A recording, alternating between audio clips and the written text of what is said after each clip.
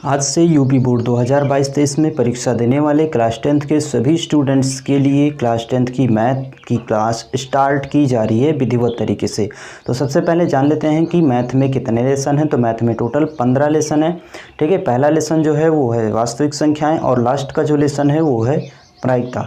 तो हम वास्तविक संख्याओं से स्टार्ट करके प्रायिकता तक यानी कि लास्ट तक के लेसन का सभी का विधिवत क्रमबद्ध अध्ययन करेंगे अच्छे से। ठीक है, तो चलिए स्टार्ट करते हैं। आज हम पढ़ेंगे वास्तविक संख्याओं के बारे में। वास्तविक संख्याएं क्या होती हैं सबसे पहले जान लेते हैं, क्योंकि इसी सभी संख्याओं का प्रयोग इस लेसन में होगा। तो जान लेते हैं पहले कि ये होती क्या है। तो संख्याएं जो हो, सबसे पहले संख्या जान लेते हैं। तो संख्या क्या होती है, वह अंकगणितीय मान। ये सब आप 9th में पढ़ चुके हैं। ठीक है, एक बार फिर से फटाफट रिवीजन करवा देते हैं। तो वह अंकगणितीय मान जिसका प्रयोग हम गणना करने या किसी वस्तु को मापने आदि के लिए प्रयोग में लाते हैं, वे सभी संख्याएं कहलाती हैं। तो संख्या जो है वो दो प्रकार की होती है। ठीक है, संख्या जो होती है वो दो प्रकार की होती है। एक होती है वास्तविक संख्या, एक होता है वास्तविक संख्या जिसको हम बोलते हैं रियल नंबर इंग्लिश में। ठीक है, और दूसरा जो होता है वो होता है काल्पनिक संख्या, इसको बोलते हैं इमेजिनरी नंबर, काल्पनिक संख्या। ठीक है, संख्याएं दो प्रकार की होती हैं। एक होती है वास्तविक संख्या रियल नंबर और एक होती है काल्पनिक संख्या यानी इमेजिनरी नंबर।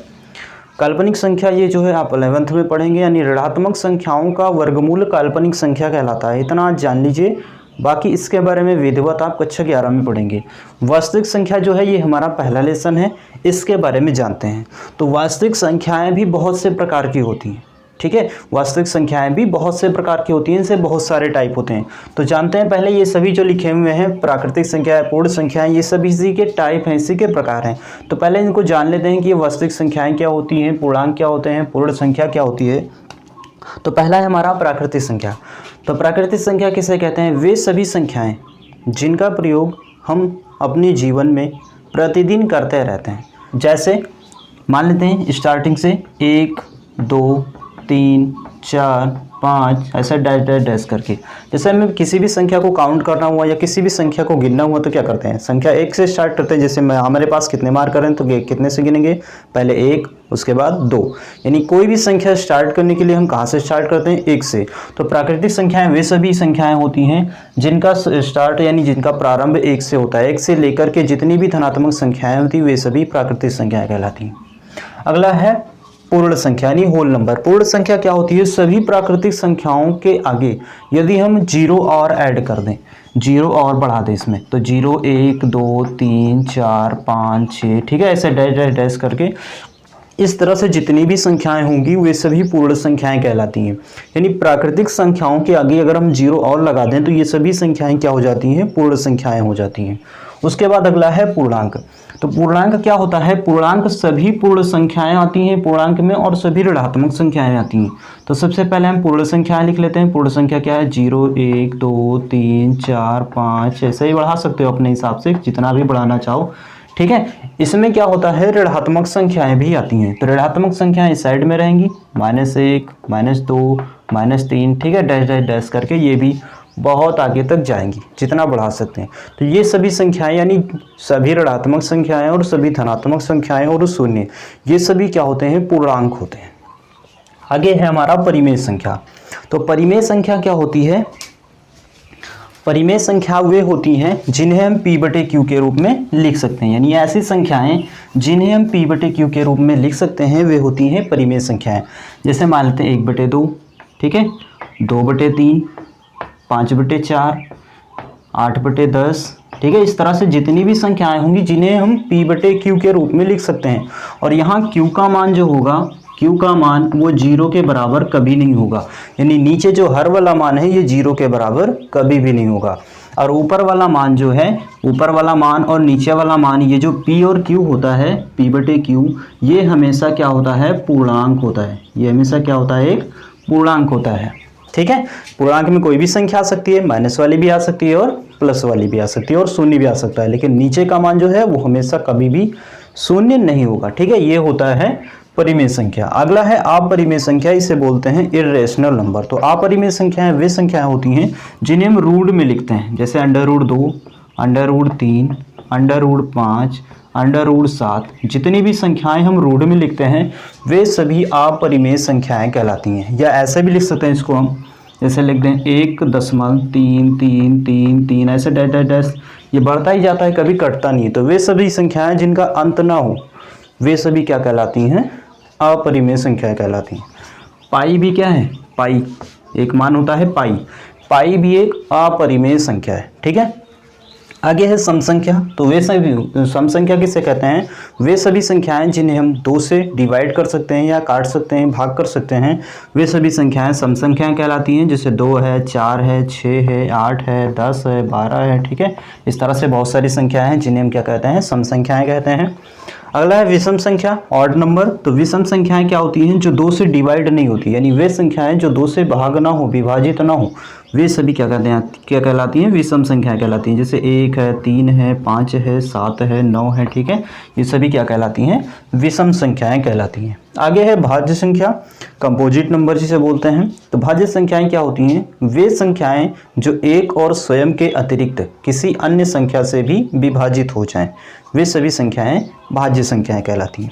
जैसे 4 लिख सकते हैं यहाँ पे, उसके बाद में हम 6 लिख सकते हैं, 8 लिख सकते हैं, 10 लिख सकते हैं, 12 लिख सकते हैं। ठीक है, ये सभी संख्याएं क्या होंगी? अभाज्य संख्याएं होंगी। 2 क्यों नहीं लिख सकते? क्योंकि 2 जो है स्वयं से ही कटेगी या तो 1 से कटेगी, तो वो अभाज्य संख्या होती है, इसलिए 2 को हम इसमें नहीं ले सकते हैं। अभाज्य संख्या में हम क्या लिख सकते हैं? अभाज्य संख्या में ले सकते हैं 1, फिर 2, उसके बाद 3, उसके बाद 5, उसके बाद 7।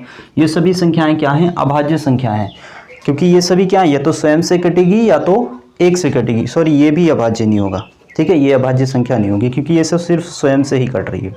ये सभी क्या होंगी? अभाज्य संख्याएं होंगी। ऐसे 7 है, उसके बाद में 11 हो जाएगा, उसके बाद में 13 हो जाएगा। ये सभी क्या होती हैं? अभाज्य संख्याएं होंगी। तो वास्तविक संख्याएं कितने प्रकार की होती हैं? वास्तविक संख्याएं जो है इन्हीं सभी संख्याओं का पूरा, ये सभी जितनी प्रकार की संख्याएं हैं ये सब क्या हैं? वास्तविक संख्याएं ही हैं। ठीक है, तो अब देखते हैं हम आगे। सबसे पहला जो इसमें आता है यूक्लिड विभाजन प्रमेयिका। ठीक है, यूक्लिड विभाजन प्रमेयिका के बारे में हम जान लेते हैं कि यूक्लिड विभाजन प्रमेयिका क्या होती है, क्योंकि इस लेसन का ये मेन इंपॉर्टेंट टॉपिक है। ठीक है, यूक्लिड विभाजन प्रमेयिका जो है ये एक वैज्ञानिक द्वारा दी गई 2 या 2 से अधिक संख्याओं का मासा ज्ञात करने की एक विधि है।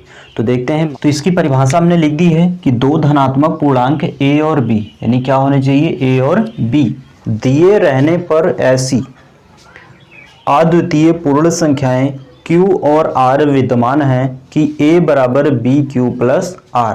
a बराबर क्या होना चाहिए? bq plus r। हमने ये छोटे छोटे भाग दे दिए हैं, इसका भाग जो है आप आसानी से कैलकुलेशन कर सकते हैं, लेकिन इसी के माध्यम से हम समझेंगे कि यूक्लिड विभाजन प्रमेयिका जो है ये होती क्या है। तो चलिए देखते हैं। सबसे पहले इसको भाग करेंगे हम, इसको डिवाइड करेंगे तो कितनी बार में जाएगा? 8 तिरेक 24। ठीक है, बचेगा कितना शेषफल? 1। वैसे यहाँ भी डिवाइड कर लेते हैं तो कितना हो जाएगा? 5 पचे 25, बचेगा कितना? यहाँ पे बचेगा कितना? 3 बचेगा, यानी 3 बचेगा।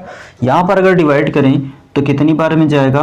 5 एक कम 5 जाएगा। ठीक है, उसके बाद बचेगा कितना लास्ट में? 2। एक और हम दे देते हैं 7 से 5 का भाग। ठीक है, इसको अभी बाद में करेंगे, पहले इसको समझ लेते हैं। तो यहाँ पर देखिए ये जो संख्या होती है, ये जो इसमें 8 है, ये क्या है? भाजक है। ये क्या है? भाजक। ठीक है, ये क्या है? भाजक है। ये जो बीच की संख्या होती है ये क्या होता है? भाज्य। ये होता है भागफल। ठीक है, और नीचे जो शेष बचता है संख्या उसको बोलते हैं हम शेषफल। ठीक है, इसको क्या बोलते हैं? शेषफल। यहाँ पे हमने सूत्र रख दिया है, क्या है? a बराबर bq प्लस r। a बराबर क्या होता है? bq plus r। ये जो भाज्य है इसको हम a से प्रदर्शित करते हैं, ये जो भागफल है इसको हम q से प्रदर्शित करते हैं, ये जो शेषफल है इसको r से प्रदर्शित करते हैं, और ये जो भाजक है इसको हम b से प्रदर्शित करते हैं। ठीक है, क्या हो गया? तो इस हिसाब से सूत्र जो बनता है हमारा, भाज्य बराबर होता है सूत्र, भाज्य बराबर होता है भाजक गुणे भागफल और प्लस शेषफल। ठीक है, ये है सूत्र। इस हिसाब से मान लेंगे तो भाज्य देखिए क्या है हमारा? भाज्य है a बराबर भागफल, भाजक क्या है? और भाजक है b गुणे भागफल क्या है? q, और उसके बाद प्लस का शेषफल r। ठीक है, यानी सूत्र क्या आ गया हमारा, ए बराबर बी क्यू प्लस आर। ठीक है, इस तरह से हमारा ये सूत्र बनता है, जहां आर का मान जो है वो 0 और बी इन दोनों संख्याओं के बीच का होना चाहिए।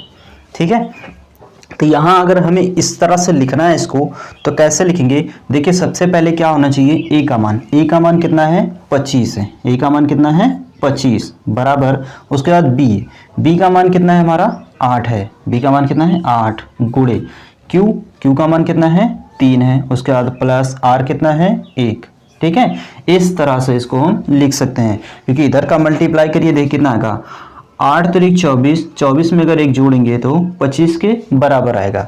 सेम इसको भी कर लेते हैं, तो देखिए अगर इसको करेंगे तो यहाँ पर कितना आएगा, अगर इससे भाग किए हम तो यहाँ पे ए का मान कितना है, ए का मान है 28। ठीक है, बी का मान कितना है, बी बराबर है 5 और क्यू का मान भी 5 ही है। ठीक है, और जो आर का मान आया है वो कितना आया है 3। यानी इसको हम अगर यूक्लिड विभाजन वाले सूत्र में रखेंगे तो क्या आएगा, सूत्र क्या होता है, ए बराबर बी क्यू, ए बराबर बी क्यू प्लस आर।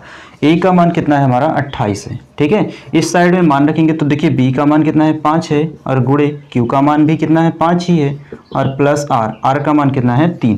यानी अगर हम मल्टीप्लाई कराएंगे तो 5 बचे कितना हो जाएगा 25 और 25 में अगर 3 जोड़ेंगे तो कितने के बराबर हो जाएगा 28 के बराबर हो जाएगा। ठीक है, ऐसे इसको भी करेंगे अगर तो यहाँ पे क्या हो जाएगा 7 बराबर हो जाएगा इन दोनों का गुणा, यानी 5 गुणे 1, 5 एक कम 5, उसके बाद प्लस का 2, यानी 5 एक कम 5 और 5 2 कितना हो जाएगा 7 के बराबर हो जाएगा। अब यहाँ पे देखिए भाजक बड़ा है और भाज्य छोटा है, तब कैसे भाग करेंगे, तब कैसे भाग करेंगे, यहाँ दशमलव से हमें नहीं मतलब है। ठीक है, यानी मान को जो है वो दशमलव में नहीं लेके जाना है, तब कैसे भाग करेंगे दशमलव, यानी 1 से पहले भी कोई संख्या होती है, पूर्ण संख्या में क्या होता है 1 से पहले 0 आता है। ठीक है, तो हम भाग कितनी बार करेंगे 0 बार करेंगे, तो 7 से अगर 0 का गुणा करेंगे तो कितना आएगा 0 आएगा, यानी शेषफल कितना बच जाएगा 5 बच जाएगा। ठीक है, तो यानी हम यहाँ पे क्या लिख सकते हैं 7 बराबर, 7 बराबर नहीं है 5 बराबर, क्योंकि भाज्य बराबर होता है, 7 से 0 में गुणा कराएंगे तो कितना होगा 7 गुणे 0 और शेषफल कितना बचा 5। ठीक है, इस रूप में हम लिख सकते हैं। यही है यूक्लिड विभाजन प्रमेय का। इससे जो है 2 नंबर के क्वेश्चन हर बार आते हैं पेपर में, ये बहुत इंपॉर्टेंट टॉपिक है। ठीक है, तो आशा करते हैं कि अच्छे से आपको समझ में आ गया होगा कि यूक्लिड विभाजन प्रमेय का क्या है, इसका उपयोग कहाँ पे होता है। इसका उपयोग जो है मासा निकालने में होता है 2 या 2 से अधिक संख्याओं का। बेसिक इन्फॉर्मेशन ये इस प्रश्नावली, इस लेसन के बारे में आगे के वीडियो में हम इस प्रश्नावली के सारे क्वेश्चंस को हल करेंगे। जो लोग हमारे चैनल पर नए हैं वो चैनल को सब्सक्राइब करके बेल आइकन को दबा लें और अच्छे से अपनी तैयारी क्रमबद्ध और सुचारू रूप से करें। ठीक है, पास कराने की गारंटी है हमारी, अच्छे से तैयारी करवाएंगे। ठीक है, तो मिलते हैं नेक्स्ट वीडियो में, तब तक के लिए जय हिंद जय भारत।